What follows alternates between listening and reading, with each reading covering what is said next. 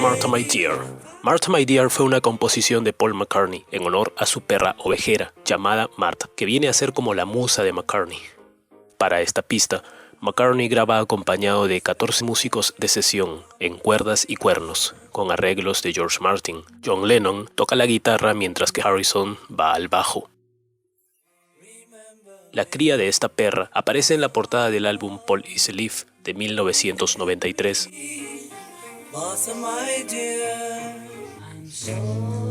I'm So Tired. John Lennon escribió I'm So Tired en Rishikesh mientras sufría de insomnio luego de 3 semanas de meditación y alejado de Yoko Ono, su reciente pareja, lo que se aprecia incluso en lo adormilado de la melodía, con un arranque de furia intermedia. Insulta a Walter Raleigh por introducir el tabaco a Gran Bretaña desde los Estados Unidos en el siglo XVI, pero, siendo él presa de ello, termina la canción con la frase Monsieur, Monsieur, how about another one? Señor, señor, ¿qué tal uno más?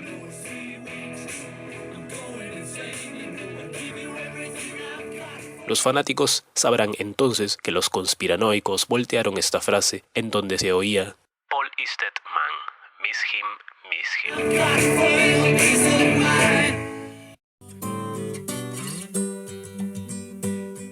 Blackbird es una canción acústica de Paul McCartney, inspirado en la Bourrée de Bach en mi menor para laúd, que consta de 3 sonidos: voz, guitarra Martin de 28 y un metrónomo o un toque de tacón del mismo Paul. No hay un acuerdo exacto sobre esto. También incluye sonidos de pájaros extraídos de los estudios Abbey Road, aunque cabe aclarar que en el sentido inglés, bird equivale a chica o muchacha.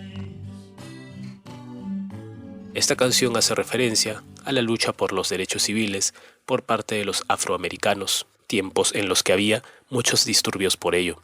Paul decía, como alza vuelo, muchacha negra.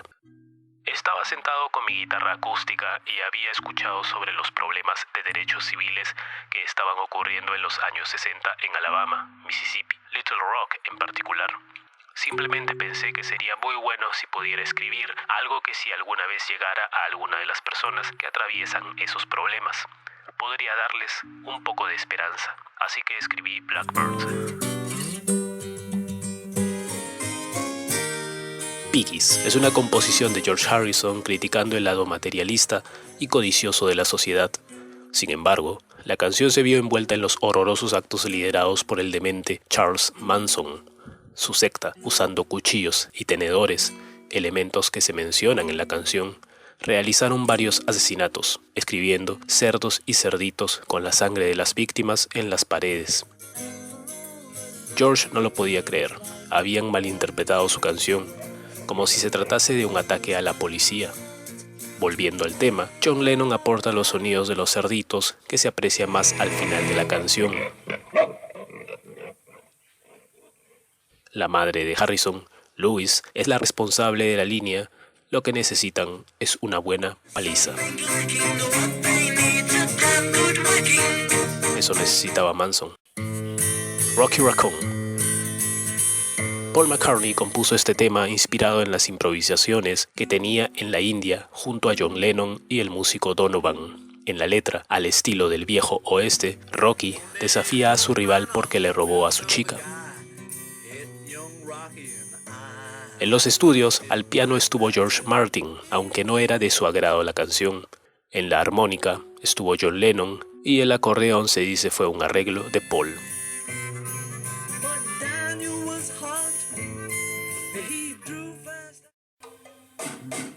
Don't Pass Me By fue la primera composición de Ringo Starr propia.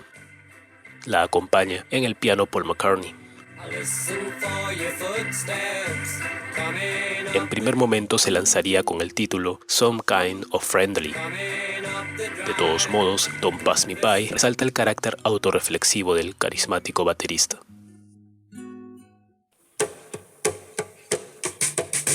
Why Don't We Do It in the Road? Paul McCartney la escribió en India, ya que había visto a 2 primates copulando. Inmediatamente pensó en ¿por qué los humanos no lo hacemos en la calle?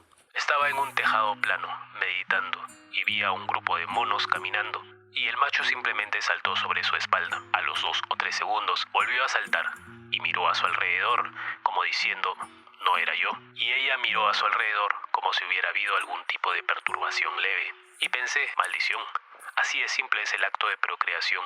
Este maldito mono acaba de saltar. Hay un impulso, hazlo y ya está hecho. Es así de simple.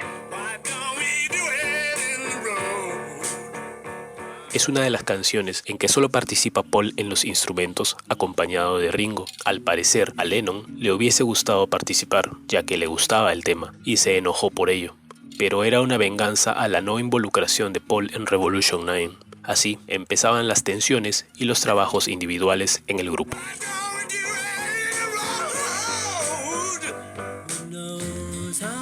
I Will es una composición de Paul McCartney, la realizó en India.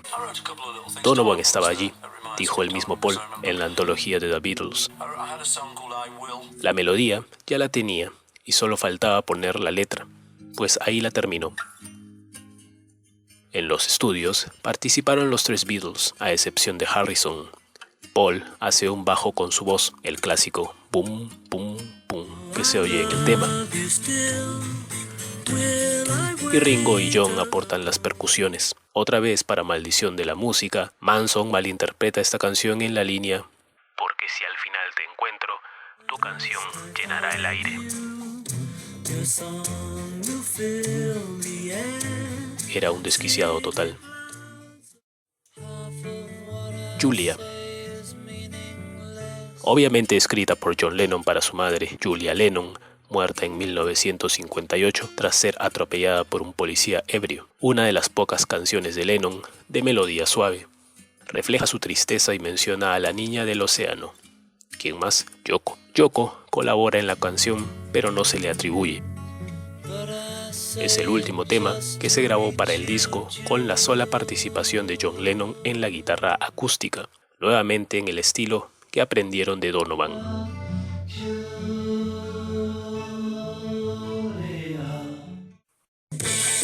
Birthday, en palabras de McCartney, se grabó en la marcha, se compuso en un día y se grabó esa misma tarde-noche. Según la revista Q de mayo de 2008, los Beatles tenían prisa por llegar a la casa de Paul McCartney a tiempo para ver la película de rock and roll The Girl Cannot Help It, en la que participa Little Richard. Birthday significó una de las últimas colaboraciones de Lennon y McCartney reconocidas. Ambos tocaron el piano y la guitarra. Pattie Boyd y Yoko Ono participaron en los coros.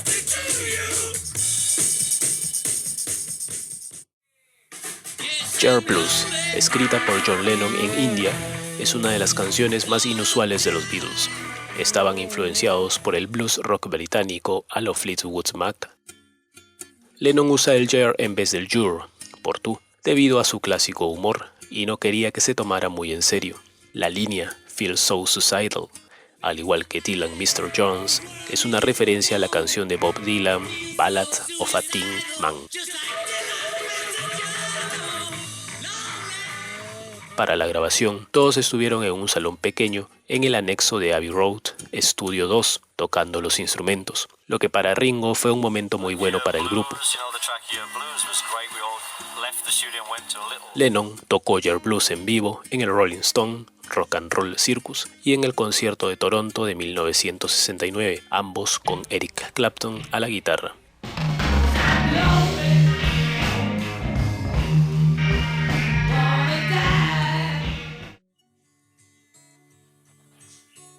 Mother Nature's Song es una composición de McCartney realizada en la India tras un discurso del Maharishi sobre la naturaleza. De ahí también surgió Child of Nature de Lennon. En el estudio fue arreglada solo por McCartney y George Martin. Los otros Beatles se habían ido de las sesiones. El sonido de percusión de estilo bongo de la canción se logró al subir los tambores en el corredor de Abbey Road. Everybody's got something to hide except me and my monkey Es una canción de Lennon inspirada por una frase del Maharishi, exceptuando la parte del mono a decir de George Harrison. Lennon había sido acosado recientemente por una caricatura que retrataba a Yoko Ono como un mono que se aferraba a la espalda de su amante Beatle y tomaba Mono como su nombre de mascota para Ono. La pista de acompañamiento se aceleró para dar un ritmo frenético. John Lennon tocó la guitarra principal, mientras que George Harrison la guitarra rítmica.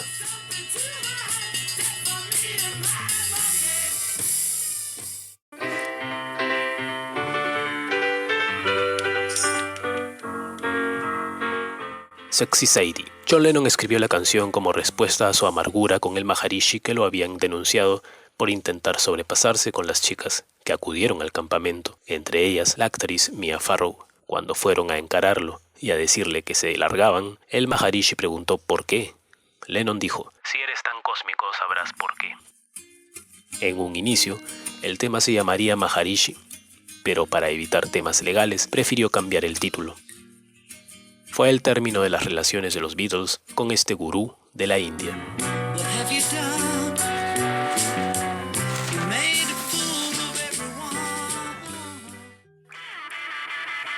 Helter Skelter. Composición de Paul McCartney como respuesta al I Can See for Miles de The Who. Quería una canción más fuerte y terminó siendo uno de los temas pioneros del hard rock y heavy metal.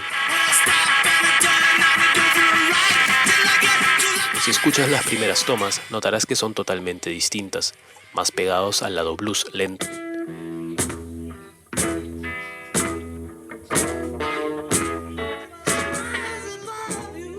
Una de ellas se incluyó en la antología 3 del grupo. En las tomas finales, ya en rock fuerte, Ringo toca la batería con tanta fuerza que grita: "Tengo ampollas en los dedos", lo cual quedó inmortalizado en el término de la canción.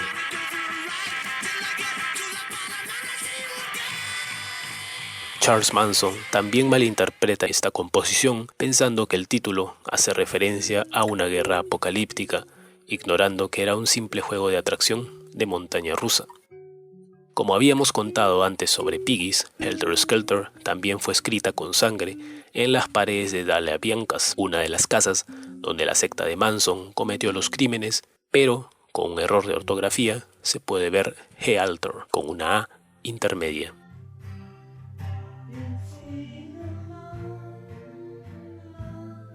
Long Long Long, como para un radical contraste. Long Long Long de George Harrison, la canción más suave del álbum, que hay que prestar oídos para escucharla, se ubica luego de Helter Skelter.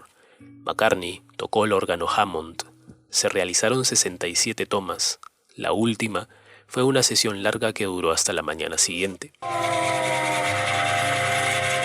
El sonido de traqueteo, al final, es una botella de vino Blue Nun que se dejó en un altavoz. La estructura de esta canción es la misma de Side-Eyed Lady of the Lowlands de Bob Dylan. Revolution 1 fue escrita por John Lennon en India, canción abiertamente política de los Beatles. Fue la respuesta de John Lennon a la guerra de Vietnam. Por ello, necesitaba más furia y un sonido más rasposo de guitarra. Pero si hablas de destrucción, no cuentes conmigo. Pero luego añade Ozzy, uno de los juegos de palabras acostumbrados de John. Lo había estado pensando en las colinas de la India. Todavía tenía este sentimiento: Dios nos salvará. Al respecto, que todo saldrá bien. Incluso ahora estoy diciendo: espera, John, todo va a estar bien. De lo contrario no aguanto, pero por eso lo hice. Quería hablar sobre la revolución. Quería contarte a ti o a quien quiera que escuche, para comunicar, para decir que dices: esto es lo que digo. A diferencia de las otras versiones de Revolution, como sencillo, la versión del álbum es acústica e incluyen los coros que fueron dejados de lado en la versión single, donde el sonido sucio de la guitarra se creó al conectar las guitarras directamente en la placa de audio. La guitarra sonaba tan áspera que muchos de los que compraron el single de 45 revoluciones por minuto intentaron devolverlo pensando que estaba defectuoso. Honey Pie, composición a la antigua de Paul McCartney como un pastiche del swing clásico de 1940. con participación de Lennon en guitarra, Harrison al bajo y George Martin en los arreglos de vientos. Honey pie, you are making me crazy. Savoy Trophy es una canción de George Harrison inspirado en su amigo Eric Clapton, que durante las sesiones con los Beatles andaba algo nervioso y compulsivo, consumiendo chocolates a cada instante. Harrison obtuvo la letra para esto de la tapa interior de la caja de estas golosinas. Montélimart, Gingersling, Cream Tangerine y Coffee Dessert eran nombres de dulces en el surtido Good News de Macintosh.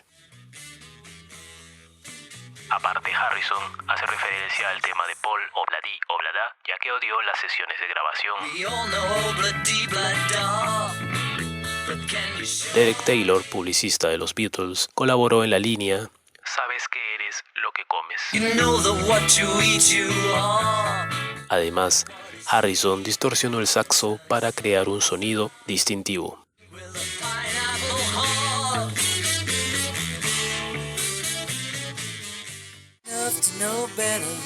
Cry Baby Cry es una composición de John Lennon con letras en rimas infantiles al estilo Donovan.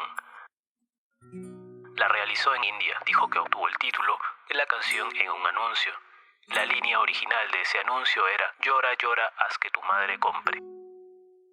En la canción, John menciona a la duquesa de Kirkcaldy. Kirkcaldy está en Fife, Escocia, y cuando era joven, Kirkcaldy era una parada que John siempre hacía cuando iba a visitar a familiares en Durnes. Revolution 9 es la canción más extraña del grupo. En realidad no es canción, sino un juego de sonidos aleatorios que arreglaron Lennon, Harrison y Yoko Ono, sobre todo a insistencia de esta última. Tanto McCartney como George Martin no querían que se incluyera en el álbum, odiaban ese track. Revolution 9 se hizo colocando bucles de cinta sobre el ritmo básico de Revolution. Lennon estaba tratando de crear una atmósfera de revolución en progreso. Los bucles de cinta provinieron de los archivos de EMI y la voz número 9, escuchada una y otra vez, es un equipo de pruebas de ingenieros. Es la canción más larga de los Beatles, con sus 8 minutos 15 segundos. También duró mucho en completarse. Una imagen inconsciente de lo que realmente pienso que sucederá cuando suceda. Eso fue como un dibujo de revolución. Todo se hizo con bucles. Tenía alrededor de 30 bucles. Los introduje en una pista básica. Recibía cintas clásicas, subía las escaleras y las cortaba. Las hacía al revés y cosas así, para obtener el efecto de sonido. Una cosa era la cinta de prueba de un ingeniero, y se encendía con una voz que decía: "Esto es EMI, Test Series Number 9. Solo corté lo que dijo y dejé el número 9. 9 resultó ser mi cumpleaños y mi número de la suerte y todo. No me di cuenta. Era tan gracioso que la voz que decía el número 9, number 9, era como una broma, trayendo el número 9 todo el tiempo". Es tan estridente este track que muchos en el campo del entretenimiento la han usado como una canción oscura del grupo, dándole un sinfín de interpretaciones, incluyendo las líneas al revés: "Turn me on, dead man", "Enciéndeme, hombre muerto", referencia nuevamente al mito: Paul está muerto.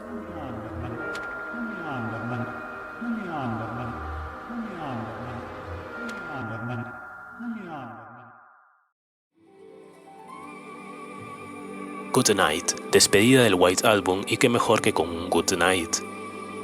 Fue una composición de John Lennon pensando en su hijo Julian. Aunque muchos pensaban era de McCartney por su carácter suave, Lennon sorprende con una canción así, aunque ya había dado muestras de su utilidad en otras composiciones como Julia o If I Fell de 1964. Quería que la cantara Ringo Starr, así que terminó siendo Ringo el cantante. McCartney piensa que Lennon estaba receloso de mostrar una imagen tan suave.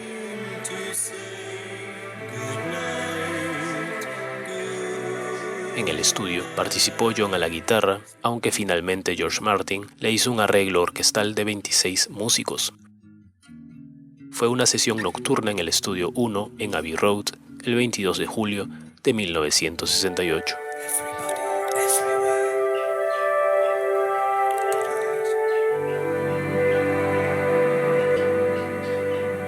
Quedaron fuera el demo llamado Brian Epstein Blues. También Can You Take Me Back, que aparece como un rápido viaje después de Cry Baby Cry. Mean Mr. Mustard y Polly and Pam fueron dejadas de lado y aparecieron en el Abbey Road, disco de los Beatles de 1969. Not Guilty de George Harrison y What's the New Mary Jane de John Lennon aparecieron en la antología número 3.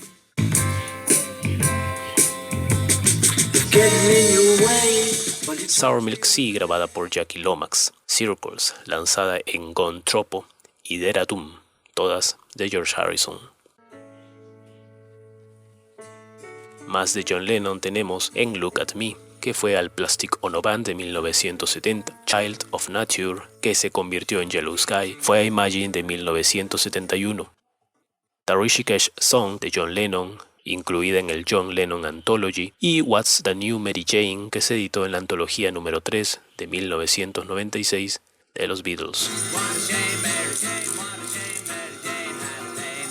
Por parte de McCartney tenemos Teddy Boy y Jump, que en ese momento se llamaba Jubilee, lanzada en su álbum homónimo de 1970.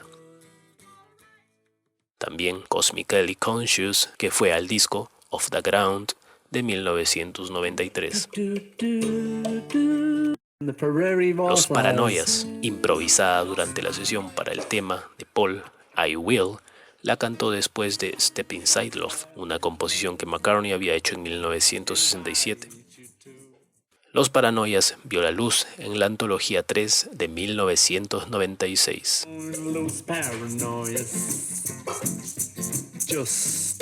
El arte del álbum fue encargado a Richard Hamilton y John Kelly. Se rechazaron las siguientes portadas. Esta en base a un dibujo de Alan Aldrich, elaborada por John Patrick Byrne.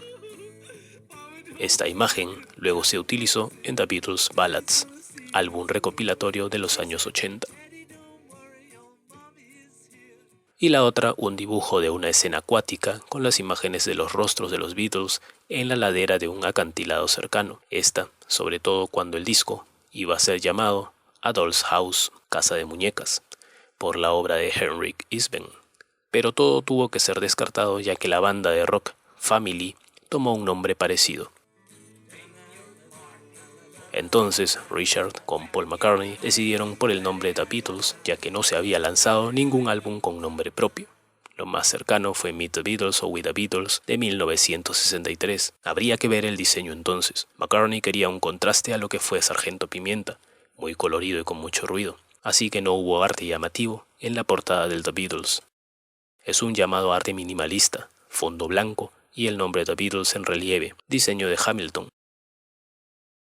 Las letras de las canciones eran poco visibles. Richard pensó en poner unas manchas color café, como si se hubiera manchado, o una sombra verde por Apple, que era la compañía de los Beatles, pero se desechó la idea. Paul con Richard se encargaron de trabajar el collage de fotos. Paul le dijo que su mujer Linda tenía algunas y pidió a los otros Beatles fotos familiares, todas las que tuvieran.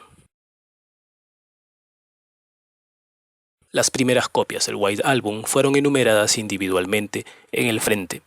John obtuvo la copia número 00001 y el resto de los Beatles y sus allegados las siguientes copias hasta el número 20. Dentro del paquete, junto con los dos discos envueltos en mangas interiores negras, había 4 fotografías individuales de los chicos y un póster doblado que contenía el collage de fotos, con las letras de las canciones en el reverso. Aparece por primera vez la etiqueta de Apple en el single Hey Jude, la compañía que inició los Beatles en 1968. Tras lanzar el álbum vinieron las cuestiones. George Martin pensó que se debió hacer un solo disco muy bien elaborado. Pensé que probablemente deberíamos haber hecho un álbum single muy bueno, en lugar de uno doble, pero ellos insistieron. Creo que podría haber sido fantásticamente bueno si se hubiera comprimido y condensado un poco. Más tarde, supe que al grabar todas esas canciones se estaban deshaciendo de su contrato con EMI más rápidamente. But a lot of people I know think it's still the best album they made. So, it's not my view, but horses for courses. En el caso de John Lennon, mencionó que era necesario. Es bastante difícil tratar de encajar la música de 3 muchachos en un álbum. Por eso hicimos uno doble. Well, no, I agree. We should have put it out as two separate albums. The White and the Whiter album. Por su parte, George Harrison dijo que había mucho ego en la banda y que hubieron canciones que no debieron ser incluidas.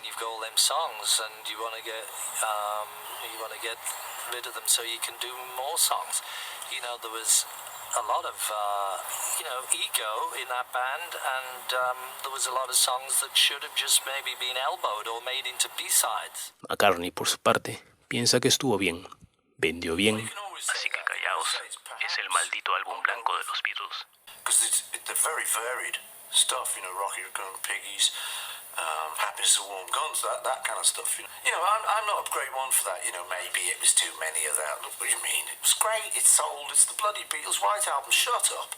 Yendo al 9 de noviembre del 2018, The Beatles lanzaron una serie de paquetes White Album por Capitol. 30 canciones del álbum mezcladas por el productor Giles Martin y el ingeniero de mezcla Sam Ockel, junto con 27 demos acústicos, Share Demos y 50 tomas de sesión, la mayoría de las cuales no se habían lanzado anteriormente de ninguna forma. Lo más resaltante es que se pueden oír las conversaciones de los Beatles entre toma y toma, reflejando el trabajo de los cuatro grandes. Todos los nuevos lanzamientos de White Album incluyen la nueva mezcla de álbumes estéreo de Martin, provenientes directamente de las cintas de sesión originales de 4 y 8 pistas. Entonces, el lanzamiento de The Beatles White Album 50 años incluye lo siguiente. Se encuentran en un libro encuadernado de 164 páginas, con reproducciones extraíbles de las 4 fotografías de retratos en color brillante del álbum original de John, Paul, George y Ringo, así como el gran póster desplegable con un collage de fotos en un lado y letras en el otro. El libro está ilustrado con fotografías raras, reproducciones de letras escritas a mano y anotadas, fotos inéditas de hojas de grabación, cajas de cinta y anuncios impresos originales del álbum blanco. Las sesiones de fotos Mad Day Out del 28 de julio de 1968 en los lugares de Londres, las ilustraciones del álbum, el periodo previo y la ejecución del estreno del álbum y su gran alcance, escrita por el historiador, autor y productor de radio de los Beatles, Kevin Howlett, el periodista y autor John Harris y Andrew Wilson. Y es así como este maravilloso White Album fue hecho. Ahora que ya sabes las historias, anécdotas, datos de grabación, entre otras cosas, interactuemos un poco. Tú, ¿qué canción hubieses incluido en el álbum blanco de las que fueron omitidas? ¿Y cuál hubieses sacado? O ambas cosas. También, ¿cuál es tu canción favorita del álbum? Y si has escuchado la nueva edición deluxe, coméntanos qué te ha parecido. Hazlo saber en los comentarios. ¿Estás listo para disfrutar nuevamente este álbum? Take your part.